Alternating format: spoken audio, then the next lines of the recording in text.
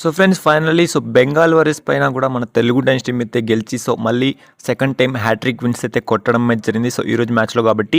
And ఈ win తర్వాత మనకైతే తెలుగు టైమ్స్ టీమ్ వచ్చేసి టేబుల్ టాపర్స్ అయితే అయింది. అది కూడా ప్రో కబడ్డీ సీజన్ 11 అని చెప్పుకోవచ్చు కాబట్టి.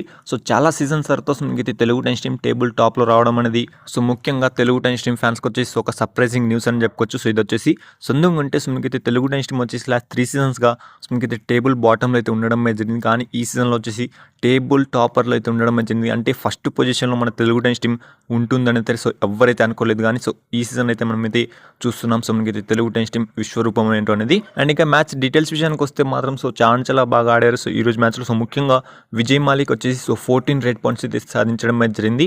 విజయ్తో పాటు మనకైతే మంజిత్ అండ్ మనకైతే ఆశిష్ వాళ్ళు వచ్చేసి చాలా బాగా సపోర్ట్ అయితే ఇచ్చారు. అండ్ డిఫెన్స్ వచ్చేసి చాలా ఇరగదీశారని చెప్పుకోవచ్చు. మనకైతే బెంగాల్ వారియర్స్ పైన ఇది కూడా ఈ రోజు మ్యాచ్లో కాబట్టి. అండ్ ఈ మ్యాచ్లో వచ్చేసి మీకైతే ముఖ్యంగా తెలుగు టైమ్స్ టీమ్ డిఫెన్స్ కానివ్వండి, రైడింగ్ కానివ్వండి చాలా అద్భుతంగా అయితే ఆడింది కాబట్టి. అండ్ ఆ తర్వాత వచ్చేసి మనకైతే సెకండ్ హాఫ్లో కేవలం మనకైతే 10 మినిట్స్లో ఉన్నప్పుడు బెంగాల్ వారియర్స్ అయితే కంబ్యాక్ చేసింది. కానీ మన తెలుగు టైమ్స్ టీమ్ వచ్చేసి ఆ ఛాన్స్ అనేది మనకైతే బెంగాల్ వారియర్స్కి అస్సలు అయితే 1% కూడా ఇవ్వకుండా మన తెలుగు టైమ్స్ టీమ్ వచ్చేసి 31 పాయింట్స్ అండ్ బెంగాల్ వారియర్స్ కనుక చూసుకుంటే మాత్రం 29.